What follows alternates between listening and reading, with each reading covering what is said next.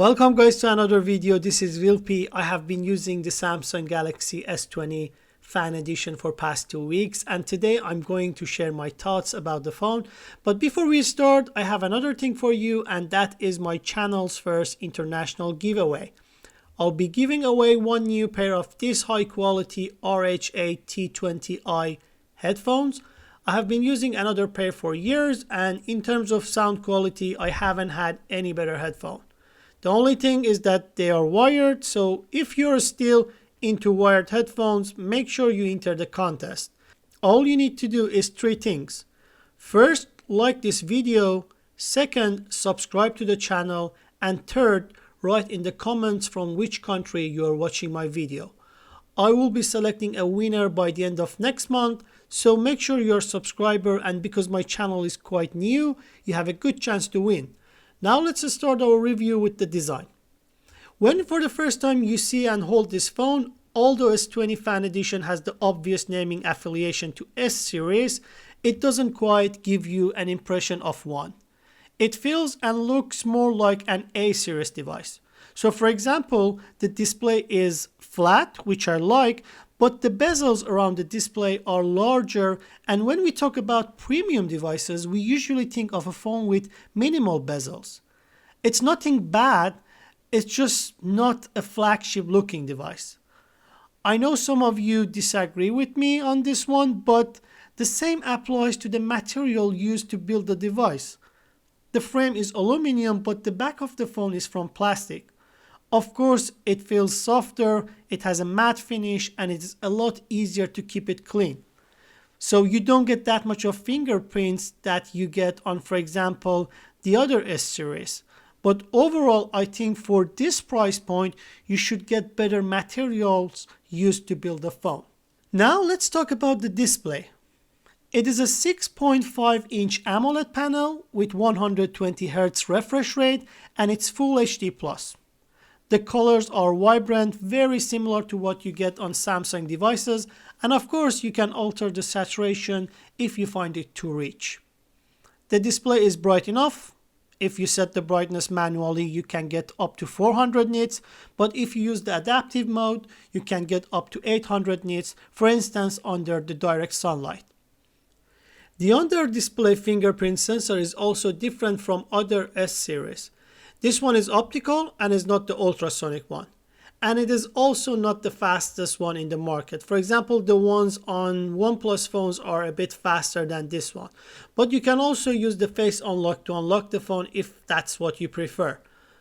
In terms of performance, luckily the S20 Fan Edition 5G comes with the Snapdragon 865, no matter which region you are in. It comes in 3 different memory configurations. I have the base model, which is 6 GB of RAM and 128 GB of storage. This costs around 780 euros. So you get flagship performance on this device, both for day-to-day use and also heavy gamings. On the software side, the S20 Fan Edition runs the One UI 2.5 on top of Android 10. It is fast and the performance is in flagship level, but still it is Samsung UI, so you get a bunch of unnecessary applications packed with the device. Now let's talk about the cameras. The camera app is very similar to any other Samsung phones. Just one thing that I faced was the slow photo savings. Sometimes I had to wait 2 to 3 seconds for the previous shot to be available to check. In terms of hardware, there are 3 cameras on the back. The main and the ultra-wide cameras both use 12 megapixel sensors with image stabilization, and then we have a telephoto camera with 3 times zoom. In terms of photos, the shots have a narrower dynamic range compared to other Samsung phones, for example Note or S series. Colors are not as vivid and feels a bit more natural compared to other Samsung phones. Photos are sharp and detailed and are most of the time noise-free. The ultra-wide camera also follows that more natural colors. Pictures are sharp and there is less distortion, but if you are a fan of Samsung saturated photos, on the Fan Edition you are not exactly getting that. So the colors are a bit muted, but overall the dynamic range is quite good. image from the FE's main camera are very similar to other Samsung flagship phones from this year. But I would say it has a bit more details as well as more noise for the night shots. The front camera's photos are sharp, the dynamic range is good, and the colors are quite natural. For video recording, you can record video up to 4K with 60 FPS with the main camera.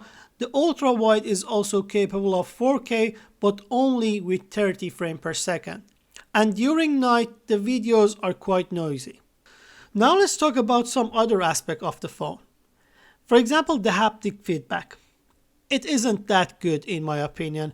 I mean, comparing to other flagships, even from last year, for instance, I have much better haptic feedback on my OnePlus 7 Pro compared to this one. For me, it more feels like a small vibration motor that tries its best, but it's just not good enough. If you have this phone, please share with me what are your thoughts on this one. If it's different from me, I would like to know what is your experience. For the battery, the Fan Edition has a 4500 mAh battery. It supports 25 watts fast charging, but in the box you only get the standard 15 watts. With the standard charger coming inside the box, you get the full charge in around 90 minutes. But if you use the 25 watts, you can fully charge the device in around 70 minutes.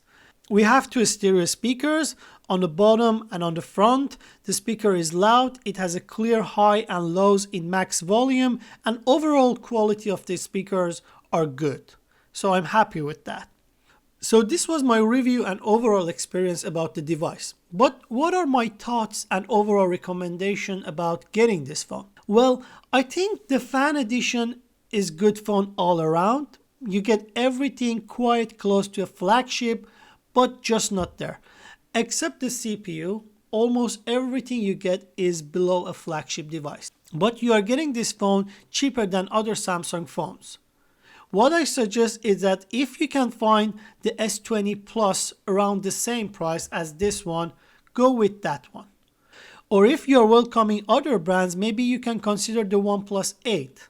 It can be found here in Europe for around 550 euros now, which is 200 euros cheaper than this one. And I think in all the aspects, except maybe the camera, the OnePlus 8 will be a better phone. I will do a comparison between this device and the recently released OnePlus 8T, so make sure you subscribe and you don't miss that one. Overall, I wouldn't recommend buying this phone at this price point just because I think you can get more for your money in the 700 to 800 price range. Let me know what you think. And don't forget to enter the contest for the giveaway by liking this video, subscribing to the channel, and commenting from which country you are watching my video. That's it for now. Thank you for watching, and until the next one.